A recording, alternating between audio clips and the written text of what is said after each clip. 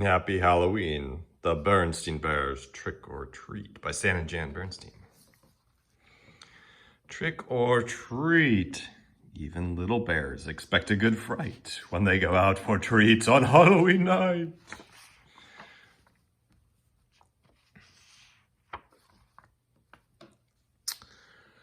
The sights and sounds of autumn were all around as Mama Bear pushed her shopping cart along the path that led to the Bear family's treehouse. The trees and shrubs were ablaze with color.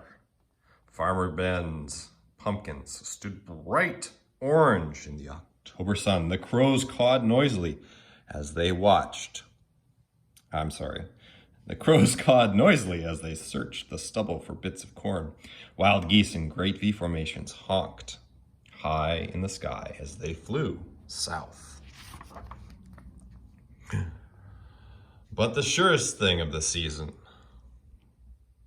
was inside the treehouse, hiding behind Papa Bear's easy chair. It was Brother Bear waiting to try out his Halloween costume on Mama. It wasn't Halloween yet, but brother and sister couldn't wait to try on their new costumes. Sister was going to be a beautiful ballerina. "Well, what do you think?" she asked, taking the third position. "Shh," said Brother. "Mama's coming." Brother had chosen to be Spooky Monster on Halloween. He had bought the spookiest monster mask he could find, and Mama made the rest of the costume. "Boo!" he shouted as Mama came in with the groceries. "Help, a monster!" she cried, pretending to be frightened. "It's only me, Mama," he said, showing his face. "So it is," said Mama. "Well, that just goes to show that appearances can be deceiving." "Appearances can be deceiving? What's that mean?" asked Sister. "It's just a grown-up way of saying that things aren't always what they look like," explained Mama, and she unpacked the groceries. "Look, goodies," said Brother. "Hands off, please," said Mama. "Those are for the trick-or-treaters who come to our house tomorrow night." Brother and sister were very excited about Halloween and a little nervous too. This was the first year they would be going trick-or-treating without a grown-up along to supervise. "I'm not sure I like the idea of them going by themselves," said Papa as he carved the pumpkin he got from Farmer Ben. "It's pretty spooky out there," he added, making a scary face at the cubs. "Ah. Now, Papa," said Mama, "if brother and sister want to accept the challenge of going out on their own, I think we should encourage them. But remember," she continued, turning to the cubs, "there'll be strict rules. You'll stay in your own neighborhood and you won't eat any treats until you're back home. Besides," said Brother, "we won't really be by ourselves. We made a trick-or-treat date with Cousin Freddie, Lizzie Bruin, and Queenie McBear." "Ooh. There," said Papa, putting the finishing touches on the jack-o'-lantern. Then he lit a candle inside it and turned out all the lights. It was pretty scary. The next day, brother and sister began planning the trick-or-treat route they'd follow that night.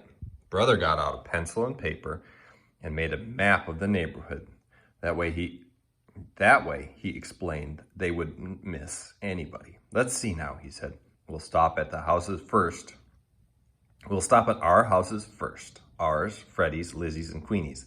Then we'll do Farmer Ben's and our sitters, Mrs. Grizzle.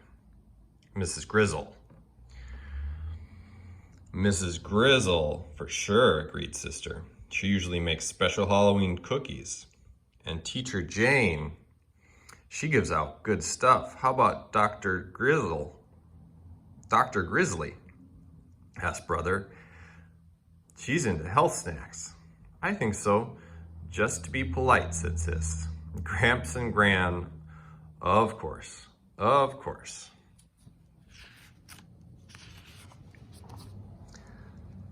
"I'll tell you one place we are going to miss," said Brother, folding his map. "What place is that?" asked Sister. "That one," he answered, pointing out the window at the old Ms. McGriz, the home of old Ms. McGriz. It was a spooky, twisted old tree house in a thicket at the end of Crooked Lane. We're definitely not going there, he added with a shiver. Ooh. Why ever not? Asked Mama, who was listening. Why not? Said the cubs. Because she's a witch. That's why not. Oh, what utter nonsense, protested Mama. True, Ms. McGriz is old and bent and rather forbidding looking, but I can assure you she's a perfectly nice person. But the cubs didn't believe her. Not for a minute. They knew better. Everybody knew better. No doubt about it. Ms. McGriz was a witch for sure. Just after dark, a pirate, a skeleton, and a wicked queen from Snow White came for brother and sister. They were Freddie, Lizzie, and Queenie, of course, and together they ventured out into the darkness with their trick-or-treat bags. Before they could get started collecting Halloween goodies, they were joined by some worrisome company. Too Tall Grizzly and his gang out for mischief. Too Tall didn't waste any time trying to get brother, sister, and their friends to go along with him and his gang. Come on, we'll show you the goodies. How to have some real Halloween fun, he said, pulling brother along with him. What sort of fun? Asked brother warily. Oh, you might say we're gonna put the trick back in trick or treat, he said, chuckling. It was so dark that brother and the others didn't notice where they were heading. Hey, said sister, this is Crooked Lane.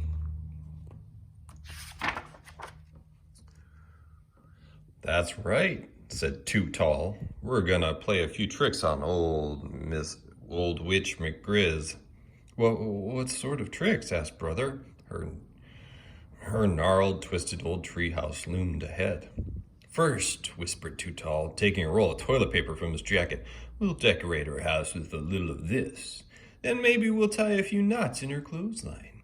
Then smear some honey on her broomstick so she'll stick to it when she tries to fly.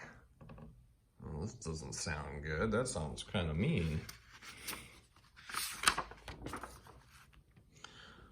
Oh, but before Too Tall and his gang could start their mischief, the front door opened and a bright yellow light stabbed the darkness. And there in the doorway stood the frightening figure of old Ms. McGriz.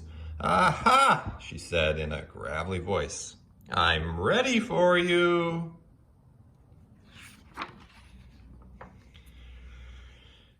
She then led the terrified cubs into a cozy living room.